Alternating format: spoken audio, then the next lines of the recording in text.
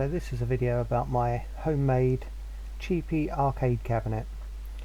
I've done a couple over the years. I think there's probably one way back, but I thought I'd do this complete retrospective of where it all started and where it is now.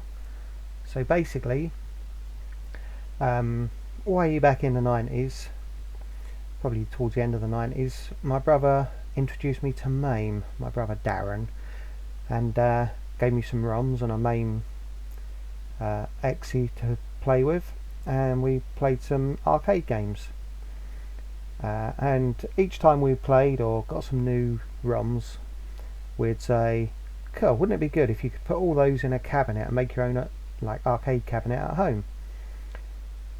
So that was just a seed of an idea, and sometime in the probably early 2000s, I was at work and they were throwing away some bits of like fiberboard, MDF, whatever you want to call it, and it was about 5 foot tall, and it had been used for shelving. It was quite thick. It's about 19mm thick, I think.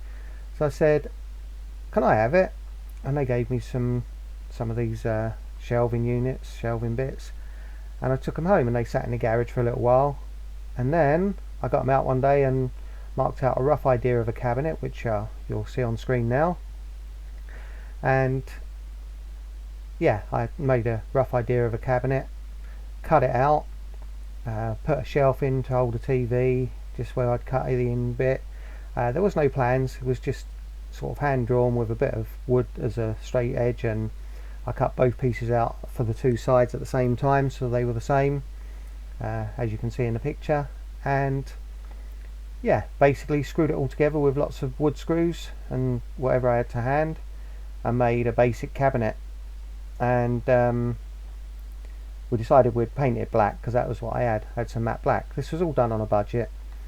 I had an old PC which I put in the back of it, and an old, I think it was about 14-inch monitor, might have been a 15-inch, but I put that in there, and bought some arcade controls off of eBay and a USB adapter to use those controls, and put it all together, painted it black, and we cut out the name Classicade out of coloured letters. We just coloured them in and cut them out just to put across the top as a marquee, and it was acceptable.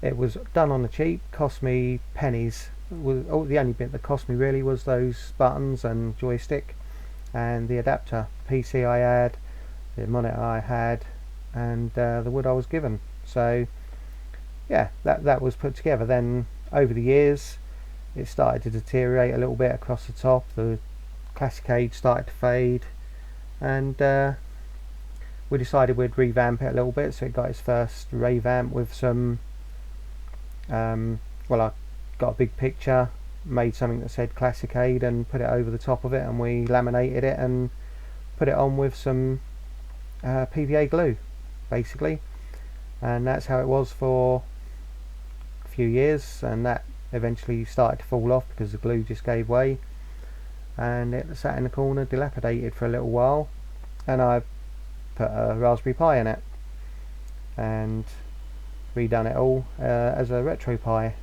arcade machine in about 2016, I think. And we re-glued the top marquee bit on, and my wife kept moaning that it didn't look very nice in black. So this year we decided we were going to paint it earlier. Well, in 2020 we were going to paint it while she was on furlough and I was working. We were going to paint it yellow, and that never happened. So this year she's been doing vinyl projects, so she found a place that sells vinyl and she wrapped it for me, and that's what you can see now. I'll put some pictures in and a bit of video of how it plays now, and I'll pass you over to me actually playing the game. So here's how it stands now. It's now got a Retrocade marquee which was bought from eBay, wrapped, as you can see, by my wife. Done a pretty good job, I think, of wrapping the control board in red. If I could just pick it up, That's the whole control board just there. There's a Raspberry Pi. There's the controller board, joystick, the rat's nest. Yeah, that's how it's all wired up. You can pull this whole panel out in one go to go and plug it in elsewhere to test things. Push it back in and down. So that's the control panel. So you've got the Retropie off of eBay. I think that looks quite nice with it. It goes quite well. Nice sticker, as you can see. Nice yellow wrap. We've got some stickers we've made, some vinyl stickers. My wife's cut out for me on a Cricut machine. And yeah, this is how we look. Got Amiga. Can't really get Amiga and computer games working very well at the minute. I've got to look into it. We've got arcade games. Oh, wrong one. Back.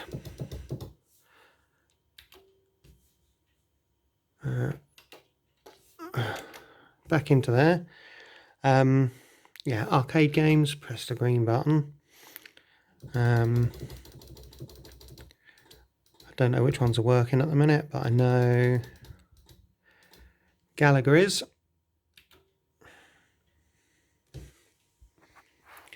So that's Retropie with a running game in a moment. Loading up, doing its ROM checks. And there we are, Gallagher. Now if I hold you back there, I've got a red button down there, which is for putting in coins. Got the one player button over there. One player. And trying to remember which one fires. Yellow button. I'm hitting his fire.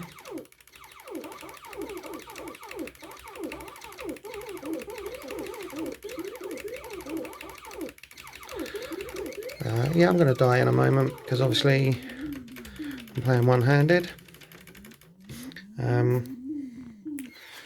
I'll put that there for a second. So I have to press both buttons. Get back into. So I push both buttons, the red one over there and the one player button to get out of the game that you're playing. And because it's Retropie, I've got these on there. Arcade, Atari 2600, which has a few games.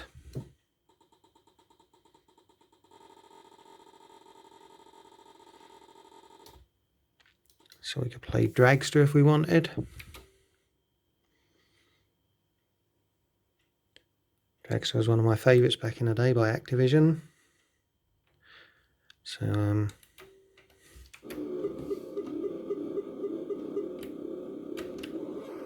oh, blew it. Yeah, push those two buttons again. There's the red one and the other one at the same time. Get back into there. Scroll across. I've got a couple of Atari Lynx games. Got to put some more on there. Commodore 65. I don't know how to get these working, the computer ones. I've watched some videos and I still can't understand them. But yeah, got that there. Macintosh, MAME 2003. Only a couple of games in there.